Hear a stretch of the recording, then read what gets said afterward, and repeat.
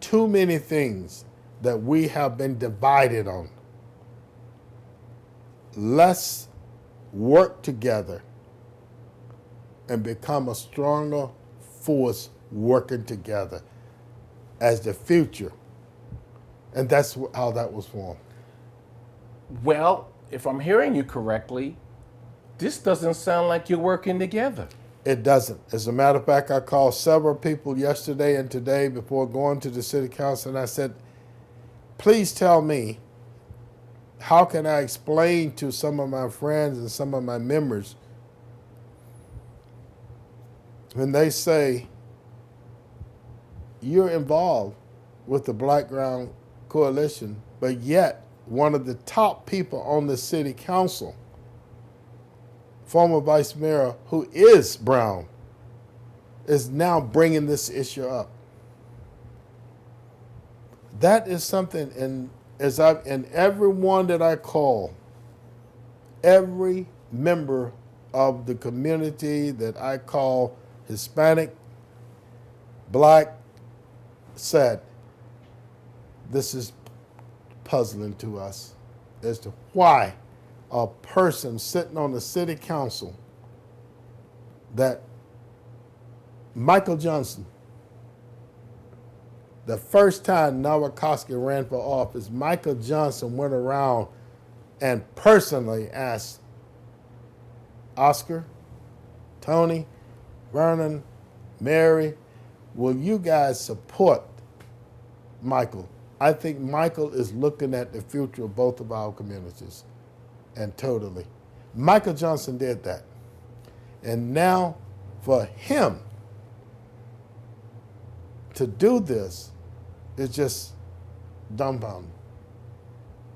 Special when Mary Rose, the first one to speak, basically, to get up and read a statement signed by the Black Ground Coalition, which to me would have said, okay, maybe they should have said, let's go in executive session. We want to relook at this.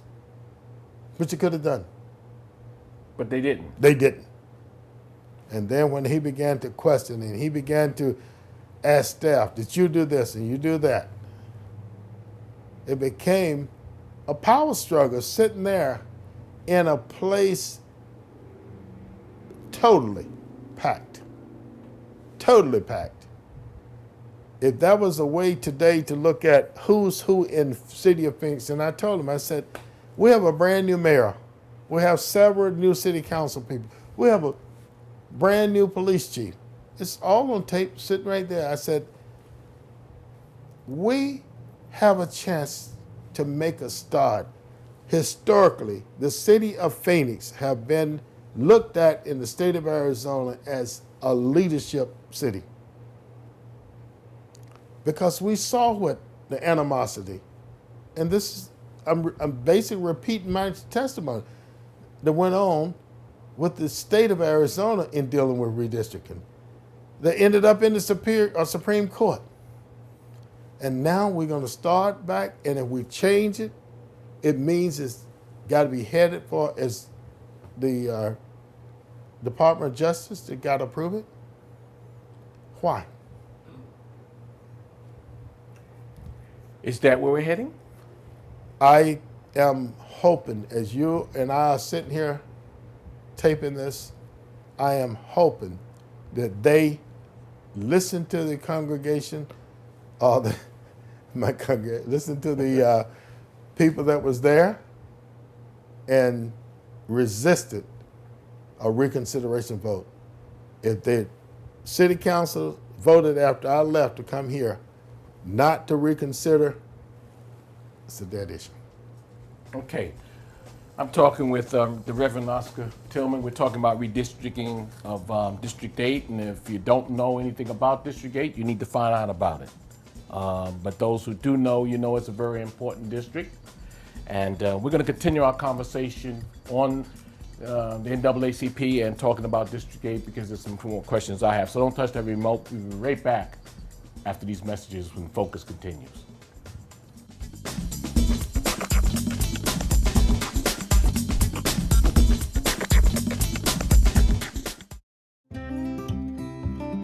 Here at the Audubon Center, we connect inner-city children with nature. Before I came to Audubon, I didn't think about the environment. I see children discovering a universe that wasn't available to them if this center wasn't here. This place teaches you so much. If there wasn't a place like this, I think a lot of people would be missing out. We count on the lottery to help us fund our programs for K through 12 students. We need more friends like the lottery in the community.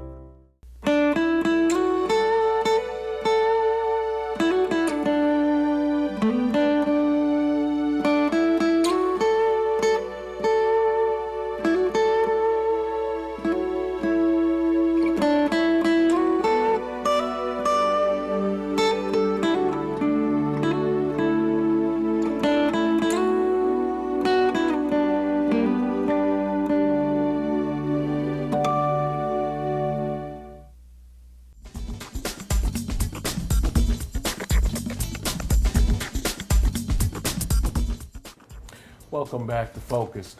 It's my pleasure once again to have a conversation with the Reverend Oscar Tillman, who is the president of the Maricopa County branch of the NAACP. We've been talking about the redistricting of District 8. It is up for consideration. Reverend Tillman was nice enough to just come right over after a meeting, council meeting, and he said the house was packed. But at this point, I guess I'll ask you, you left. What are the options that can happen now? I think what's going to happen now is that I'm hoping, as you and I sit here and debate this, discuss this, that the city council will vote like they did before and keep the redistricting they voted on previously. Okay. That's the one that everybody's for. And when you have that many people show up and stand outside for about 40 minutes to get in, that's serious business. Reverend Tillman, you've expressed the two things that possibly can happen. Let's say, and first of all, let me ask you, can the public do anything? Can we maybe write or call if it's just to that point? I think the public let it be known today.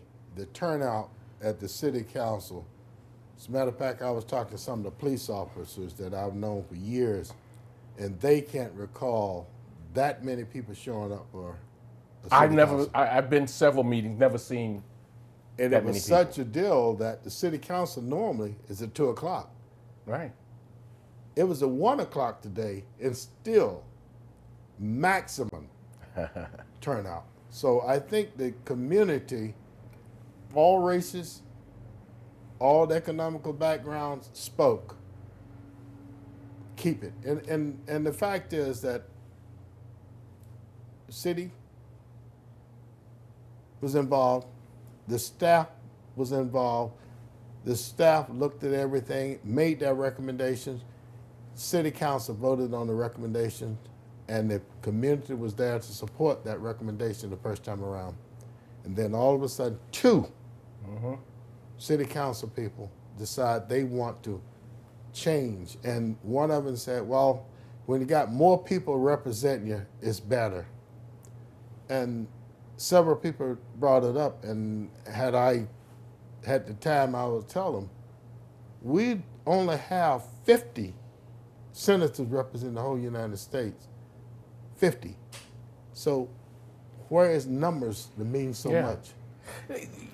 You know, normally when you change something, you have a reason. Or if things aren't working right, or there's a representation that's not being had, then I can understand it. So am I going out on a limb, or am I making a wrong statement by saying this sounds a little like it could be personal gain somewhere here? Because, I mean, as long as I've been here, 37, 38 years, District 8 has been the same place. It's been the same way. They've never discussed cutting it up, redistricting it before now. And unless you can tell me that they said this would improve situations and this is how it would improve it, I don't understand. No one had a problem whenever District 8 basically had nothing going on downtown. Absolutely. No one had any problem whenever